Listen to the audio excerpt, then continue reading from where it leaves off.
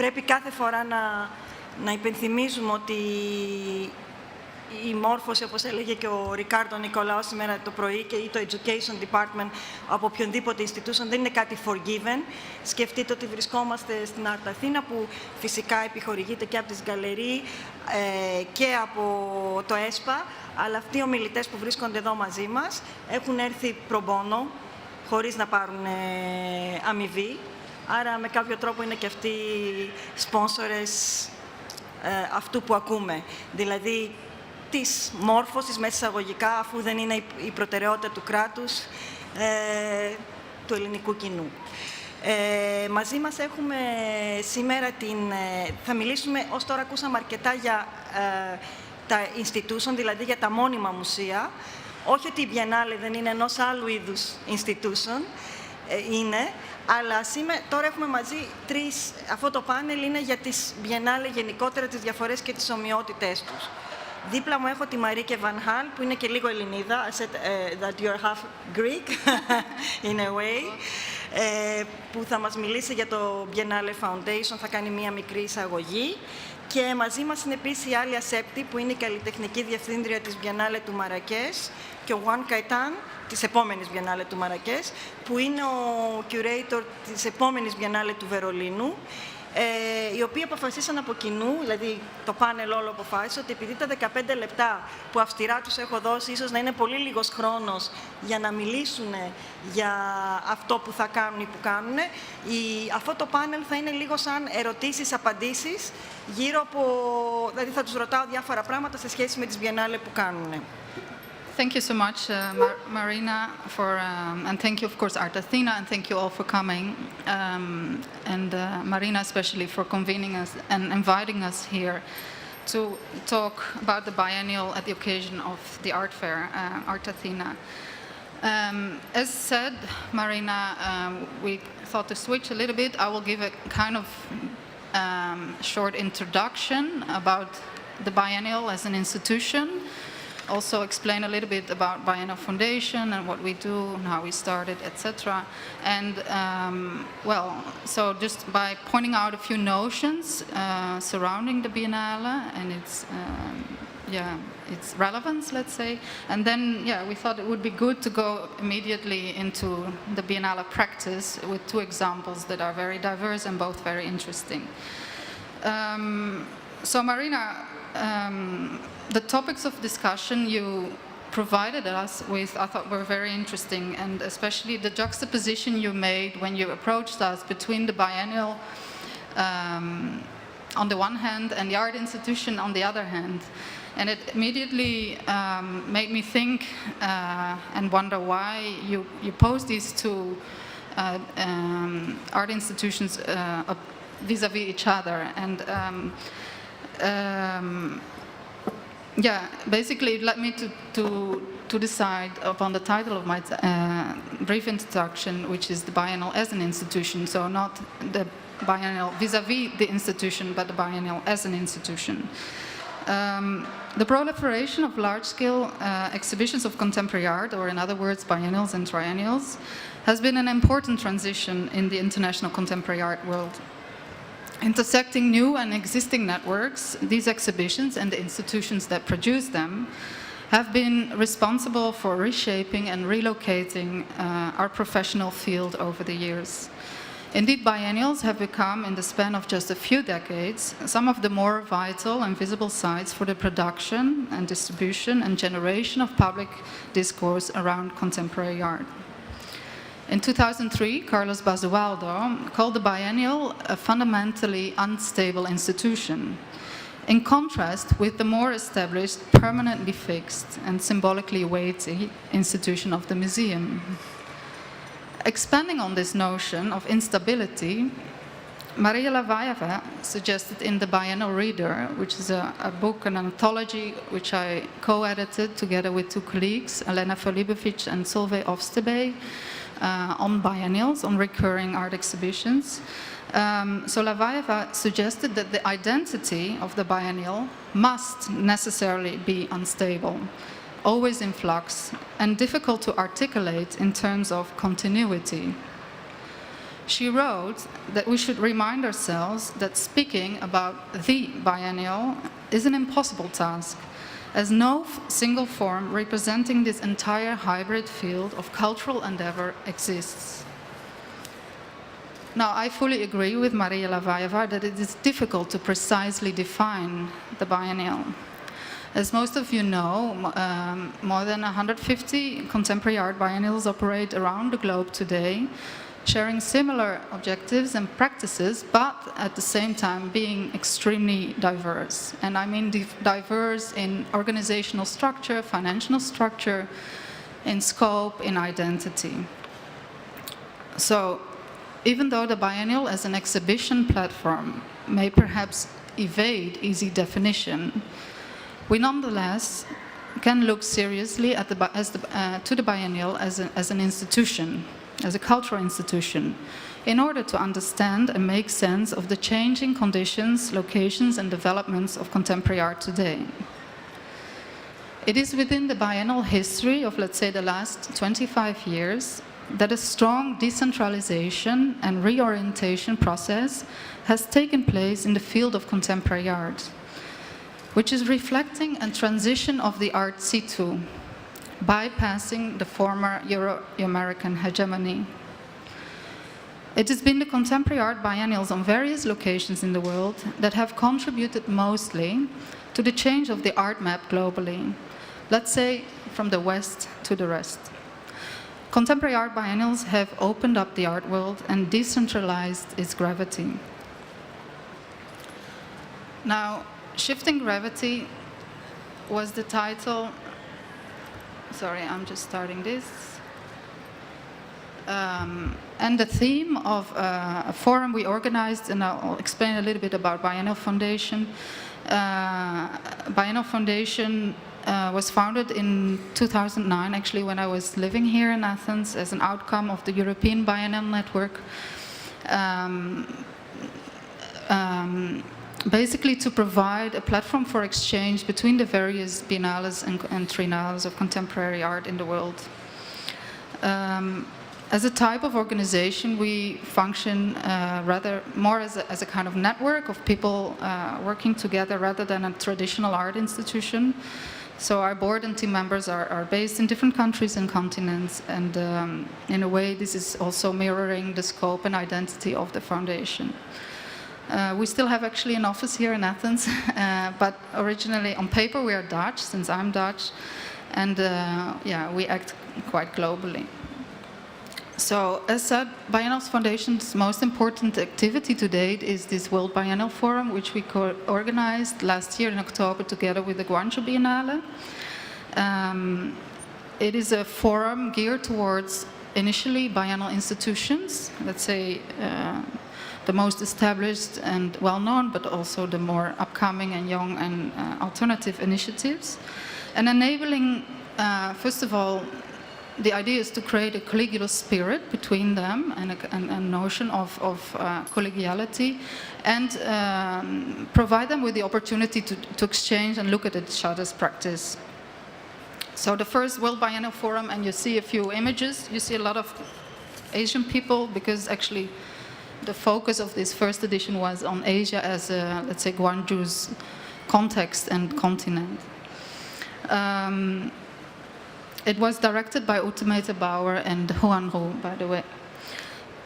So apart from the World Biennial Forum, the Biennial Foundation is also staging smaller scale discussions just like this in collaboration with various biennales in the world.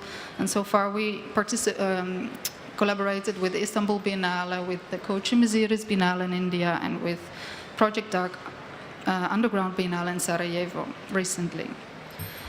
Now, I thought about what are interesting topics to discuss today related to the Biennale as an institution. And I think since we have various quite diverse Biennale examples here, it's interesting to look at what are the challenges in different places. But when we want to answer the question, what is the challenge for the biennial as an art institution, we have to bear in mind that biennials in Western centers, where the arts infrastructure is usually well developed, have different functions, necessities, and challenges than biennials in countries where the basic infrastructure necessary for the advancement of contemporary art is lacking. We tend to speak about the same biennial, but the social-political context in which these organizations operate and have relevance are extremely diverse. Now let's look at the biennials in the so-called West.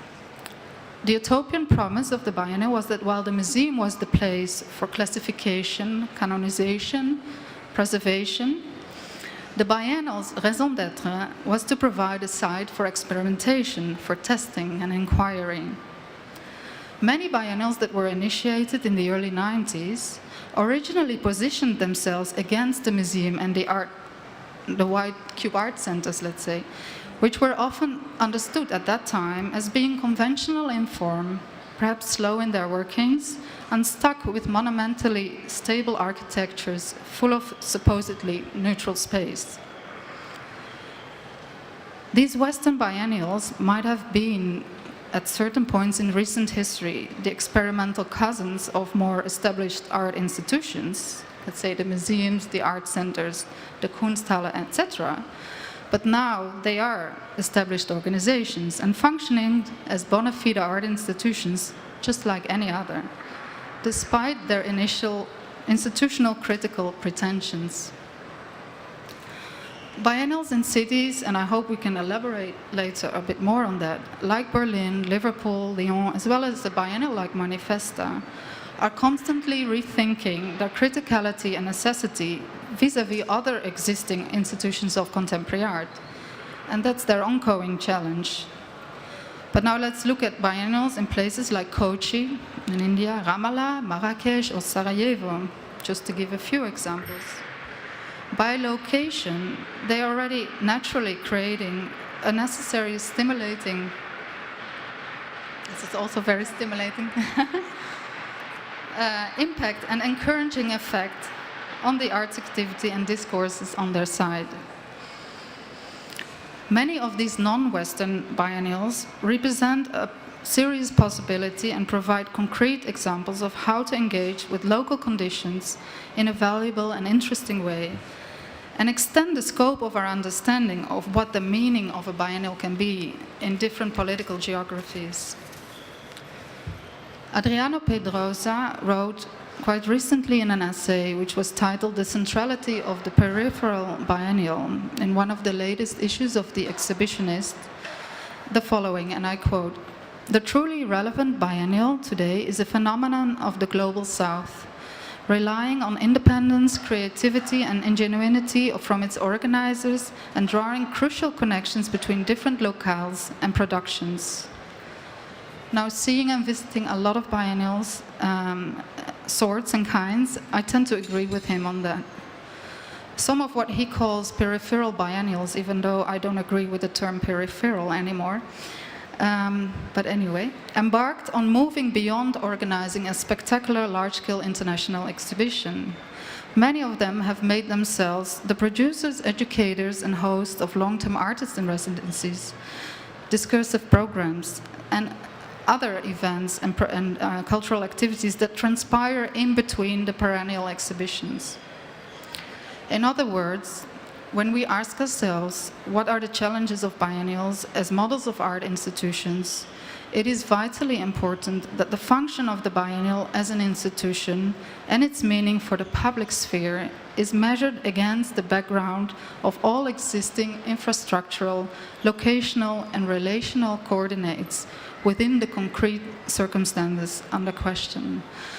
And I like to stop here. I think it's enough food for thought, and we can talk a bit more about the practice. Thank you very much, Marieke. That was like more than a fruitful introduction, I think. So if we have a very brief sort of introduction on each biennial, and then we start with the questions. Can you hear me? Okay. So the Marrakech Biennial, it started in 2004, and on the 26th of February, we are holding the 5th edition. We have 5 disciplines: visual art, film, literature, architecture, and performing art. All of them within the question, where are we now? was brief. No, I make it very brief, but if you have any other question... This is what you told me. I am curating the 8th Berlin Biennale, although one could say it's the 7th, because the first one was an exhibition of locally based artists, and that would not necessarily constitute a contemporary international art biennial. And although one could go through the list and say they are international. Anyway, the 8th Berlin Biennale does not have, has not published a theme yet, and I can give some hints as we move along. But that's about it. Thank you very much. Before, as we discussed with Juan and Alya and Marieke, before we open the questions to the floor, we're going to have a small discussion here. And one thing that really triggers my interest of what I was hearing from Marieke, and then when you ask where we are, and we are in Athens right now, but you know, now we have here Switzerland or Marrakech and Berlin, is how, since we heard that biennials are like these sort of institutions that, however, happens every 2 years in different kind of places, as you said, the West and the rest, or the rest and the West, or I don't know anymore what is the rest and the West. Also, there are other parameters, like, for example, the Marrakech Biennial, as we were discussing in the car, was initiated by an English collector, right? Very famous name of an English collector, but living in Marrakech, I guess, in her luxury time. Or so there are many. I think 3 very interesting topics to discuss is the audience, the local and global audience, and how you combine the two in a biennial like Berlin and like Marrakech as well. Because even if we tend to think that Berlin is like now the, the amazing art city, there are still people from Berlin living there, and even more so with Marrakech. Then we can go to curatorial autonomy and all this. But let's start with the audience and the way that the audience can become, the way that a curator or a program can be designed by an artistic director to please and to speak to both the local and the global audience. Alya, you want to start, or Juan? Alors, you talked about local and global audience. You talked about local and global audience. I would talk about local, regional, and international audience, if you don't mind. The local audience, I divided in 3 kinds of audiences, in 3 segments. So it's the local artist, the local students, and the local spectator. I divided in 3 because chronologically, the first person who is confronted to the biennial is the participating local artist. Then it is the student, and then it is the spectator. So for the participating local artist, the role of the biennial is to create this space of encounter and to collaborate or dialogue with international artists. The role also is to offer them visibility without playing the Minister of Culture and showing all the range of Moroccan art, but to create the favorable platform for this dialogue. For the students, it is how to involve them in the biennial without using them as a pure resource, how to plant those seeds to make them want to know more about it, want to be involved in it. And then the most difficult one, but for me the most important one, is the local spectator. Who is this person who is in my immediate environment that I want to involve, to whom I want to talk? And in Marrakech, we don't have like 90% of the people whose first idea would be to go to a gallery or to visit. They have some other thing to think about and other priorities. What do I want to talk to them? How can I involve them? And that is by grounding the biennial. This is by understanding what is the context and what are the questions I want to ask within this context, so as to help people and interest them to come and elaborate altogether possible answers to the question, where are we now, for instance?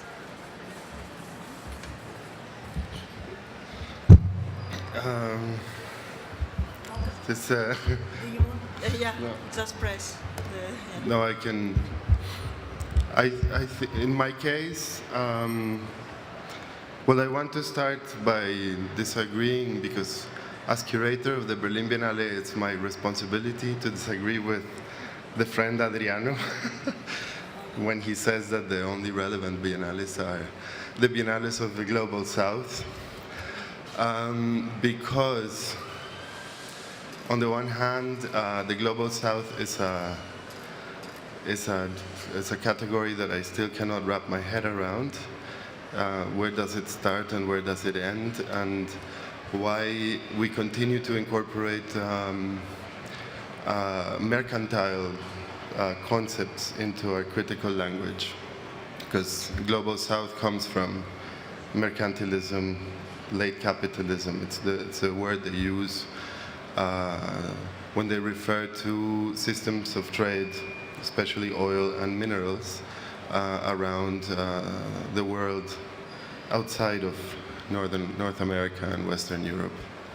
But also because I'm in the privileged position of curating a biennial in a city where people are used to the kind of discourse and discussions and language that is used by contemporary art.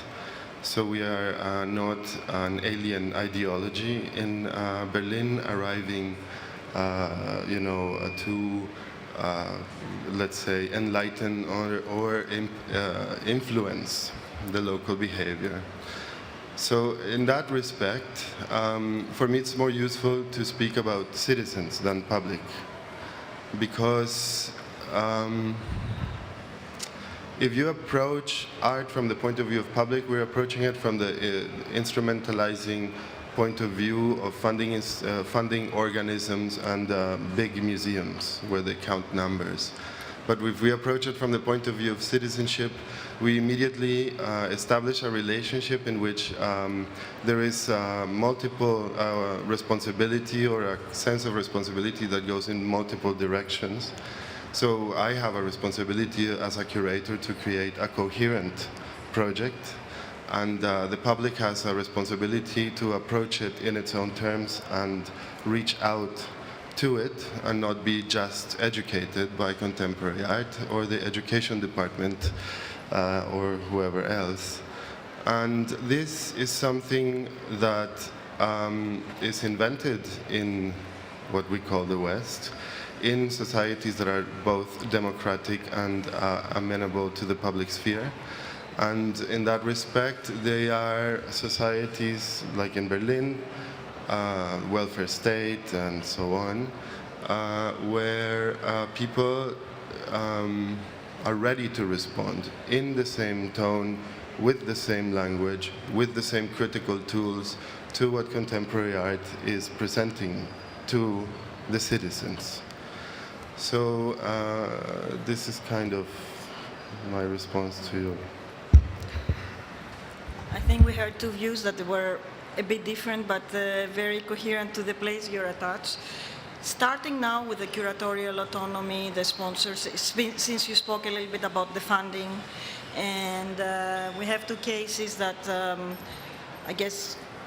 two cases of biennials that there will be, as we all know, like biennials have quite a bit of a budget because they're big shows that they will be funding from different funding bodies, state and private, and maybe it's an interesting idea to discuss a bit your curatorial autonomy in selecting the artists and putting together this coherent project and the funding bodies that are behind you.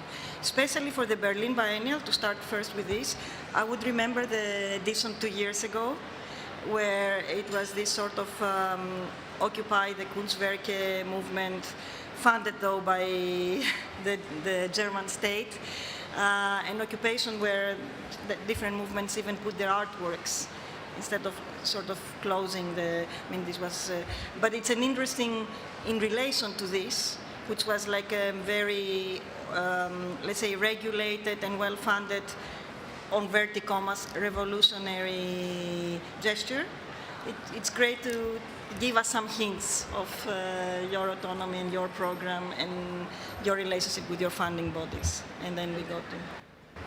So you were talking about the last edition, curated by my brother, half-brother.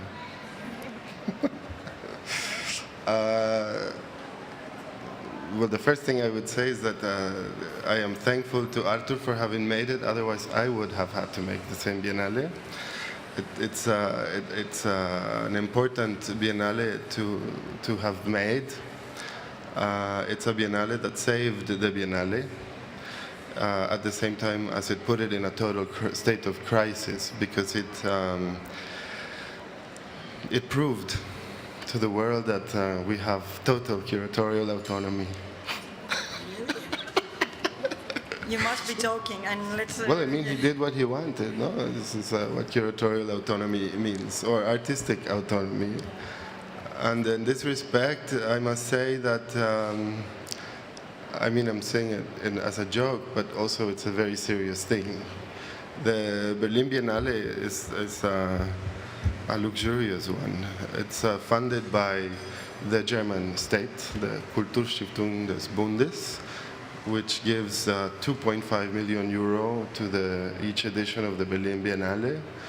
How quickly those 2.5 million euro disappear is flabbergasting, but it has nothing to do with the travel patterns of the curator, I can guarantee you that. And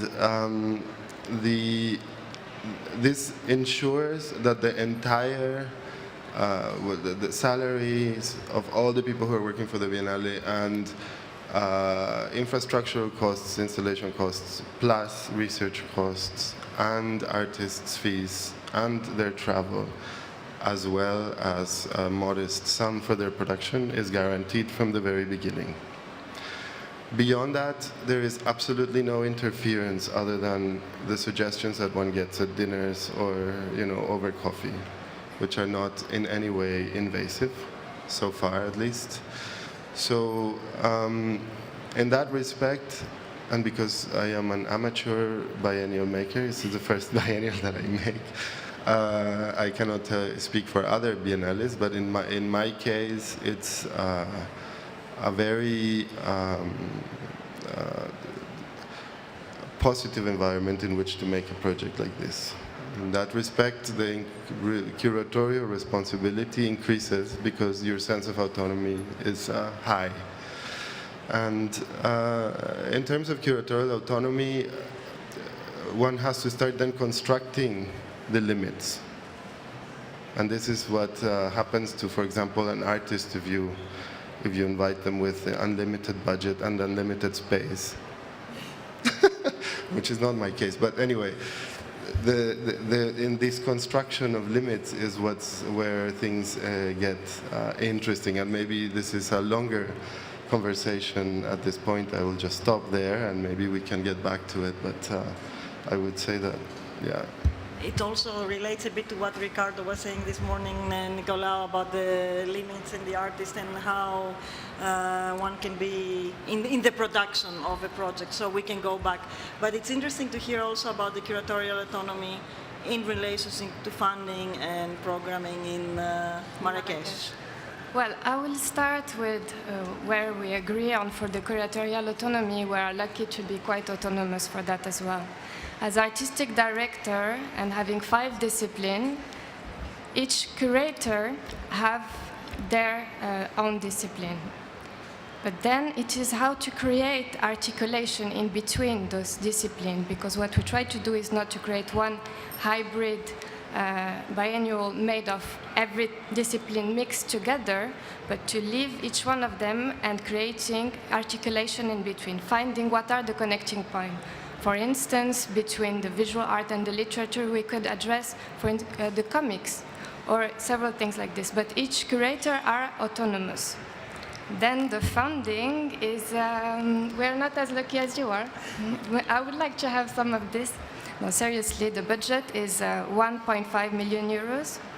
And we are still fundraising for that, and we are still talking with the government, we are still talking with the institution, we are still talking with the private companies, be it in Morocco and international. And it takes a lot of time to create this awareness between what a biennale can do, what is the role of a biennial within the city, what is the economical impact of a biennial in a city. And this takes a lot of time to explain it, but we hope to have a support from the state. Since I see, thank you.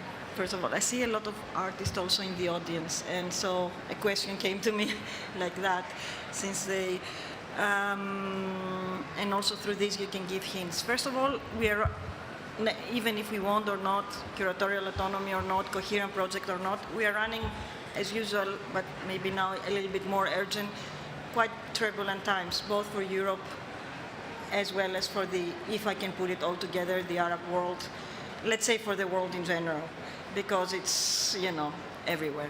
And one question is, if you feel as curators necessarily that you have, your project has somehow to adapt this situation, or if you're selecting artists that they speak of this situation, and also, what do you think right now, as biennales are right now, what do you think, what does, to an artist's career, does it mean much to be part of a biennial, and why? It's both.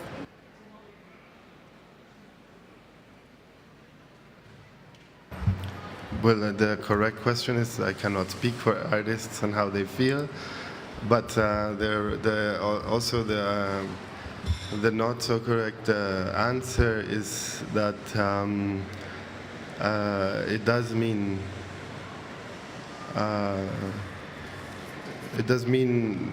on many different levels something. And I can say that from the point of view of a curator, because I know that the conditions that we give to artists for producing a work are not the most flamboyant.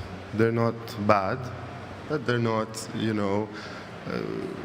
limitless budget. It's a lot of work, it's a lot of pressure, and it's very modest, as I said, production budget or starting budget for production. And at the same time, we expect significant and meaningful contribution to the Biennale.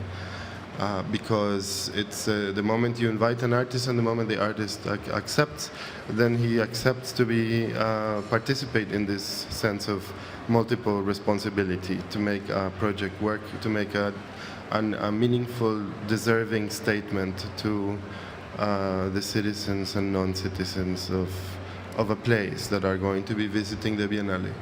So in that respect, this is kind of like this is bypassing the questions of career, and which are not interesting to me. It's this problem that they have with their gallerists, and for me it's more about how you enter into this relationship in which you are demanding of yourself, of the artists, and of everybody who's involved, that they are responsible for their participation or non-participation in or our in this kind of platform. Yeah? Yes, I would like to say for the artistic production, we didn't have a big difference, because the artistic production in Morocco is, let's say, quite challenging. Our motto is, the plan is that there is no plan. So we have to invent everything, which is also very interesting, because it is, it helps the artists who are willing to take the challenge to go out from their comfort zone. And that is an interesting moment, because going out from the comfort zone, from the artistic production to accepting to be confronted to the critical discourse from the artist, from the students, for the spectator afterwards, that is what we propose with the biennial.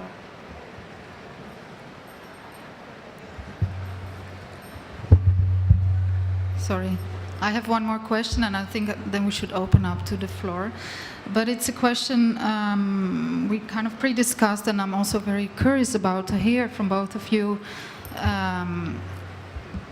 as you come into the biennial from different backgrounds, let's say, Alya, you are Moroccan, you're operating, you're working in Morocco.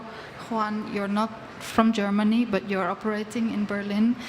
Does a biennial as an exhibition need to relate to its site?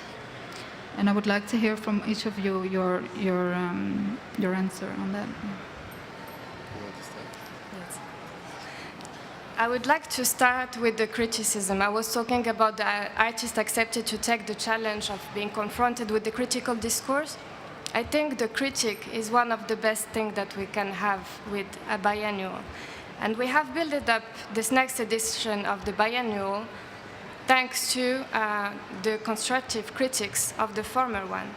One of these critics was that it was not grounded enough, that it could have been in London, in New York, but not connected to Marrakech. And in the beginning, I understood it like not connected with the explanation of the different sites that we use. Well, it's a bit more than that. It's not connected to the questions that we address, which was the first part I was talking about in the beginning. What is the context we are working in? What is its history, its geography, its topography? What are the different languages that we talk there? And then, what are the questions that we want to ask? That is very, very important, and that is why also the theme starts with the word where, and that's the main direction. So for the next Marrakech Biennial, we will follow two paths, the historical one and the topographical one, with the path of the water flows. That's one of the things.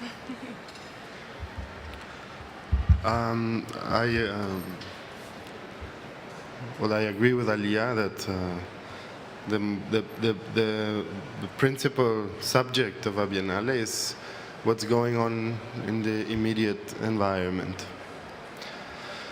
It's not only with respect to the composition of the population, but also with respect to the past, or a kind of history. And it is not an investigation, the Biennale, at the same time. It's a reaction, let's say. It happens every 2 years. It's contemporary art, ideally, new productions. Therefore, it has to do with a statement. It's more a statement, but the statement has to appear within a specific problematic framework. Otherwise, you risk just, as Alya was saying at the beginning, and the criticism before us, it's kind of a parachuting from the mothership of contemporary art into, any given situation. And this is what we should not tolerate. So I think it's time to open up the discussion. And we're expecting lots of severe questions, coming from everywhere. So if somebody wants to ask a question in Greek, we will definitely translate it and translate the answer and whatever. Please.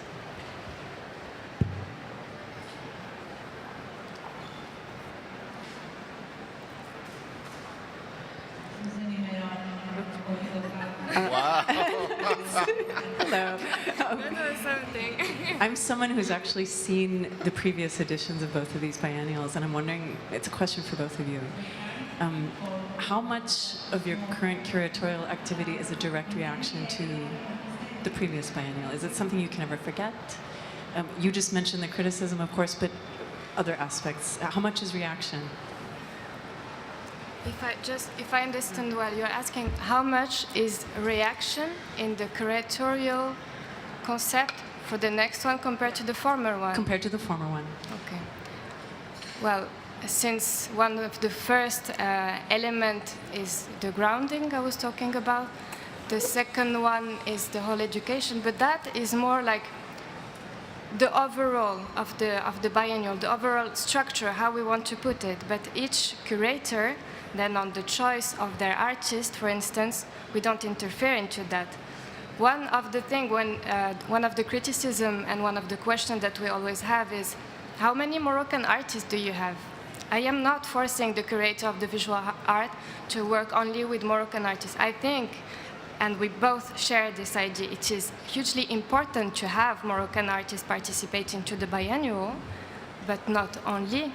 We want to work with the écart différentiel. So what happens with one Moroccan artist who has worked in this specific territory with this practice, when he meets another artist with a completely different background, what happens, what is this articulation, what is this dialogue in between? Otherwise, we don't manage to create any space of encounter. And that's for the grounding. The second part is for the education. When I was saying that it's important that the students are not used as a resource, yeah, that came from one of the critics. It is very important that for the first time during the last edition, we worked with students. We worked with them, we involved them, we paired them with artists during the moment of the production. So there is continuity on that. But we also realized that is not enough. We have to push it further. And then, of course, starting that, we think about what are the different ways to be more, to create this kind of involvement of the student. It's not about to educate them, but it's to make them feel that they are part of the biennial. These are the most two criticisms from which we started to build up the next edition. As a quick follow-up, I think, correct me if I'm wrong, were there 2 Moroccan artists in the artistic part last time? There were. How many Moroccans were on view? Well, for the former one, there was Hassan Darsi, Yunus Baba Ali, Fawzi Latiris. There were 3 in the main exhibition. And then there were parallel projects that were having several other Moroccan artists. And then we worked with within the same site with the Association of the Moroccan Artists. So, for instance, it was in the Royal Theatre.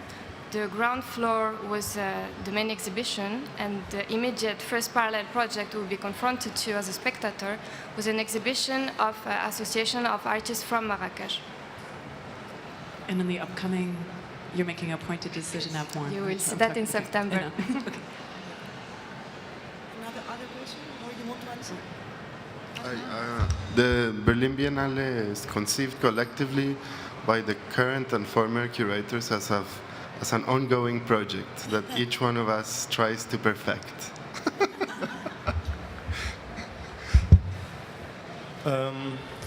Going back to Zimilevsky's biennial, I mean, he got a lot of formalistic critics, and you were appreciating the way he kept, and the team, let's say the curatorial team, kept the autonomy of it. But for me, it's not only a symbolic act. I also appreciate certain decisions, like distribution of artist fees as an equal base. Like, related with the previous case, are you going to keep some of the structural decisions, or is it going to stay as a kind of act in that edition? You know, he distributed the artist fees at an equal base. They made some decisions at institutional levels. Are you continuing some tracks, or is it going to stay like that?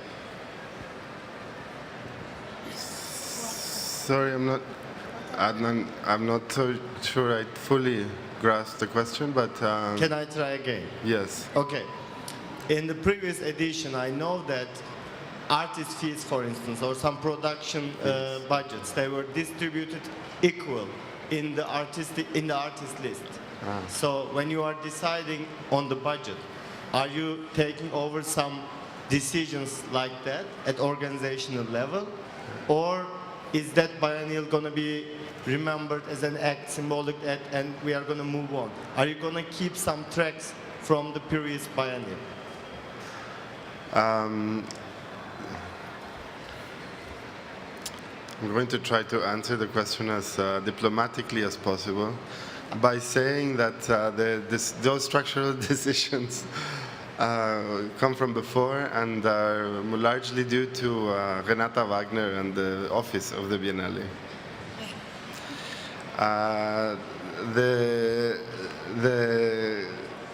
I have every intention of maintaining such practices intact. In terms of the other infrastructural decisions that were made by Zmijewski, I am seriously still trying to see how I would narrate the depth with which an entire structure can be thrown into a state of crisis, not in every respect in a willful or fully conscious way, and what this means for a project like a Biennale. You know, it's not an easy thing to do. It's, as Adriano, to quote Adriano Pedrosa again, it's not something a curator can do so easily as an artist without sacrificing their reputation and other things like this. So you see, it's a sort of thinking device for me, the former Berlin Biennale. But in that respect, all of them are, because you take into account the entire trajectory. But what happened before, I don't know what happened exactly. I don't care. I don't look very closely at what was done. But those structural things that you are saying, those are integrated into the running of the Berlin Biennale already. They're not. They were not otherwise before. Yeah. It seems that there are no many more questions in the floor. Thank you very much for giving us all this information. Thank you very much for coming and being here. Now I'm going to switch in Greek a bit. Thank you to the other speakers that are also here for yesterday and the morning session.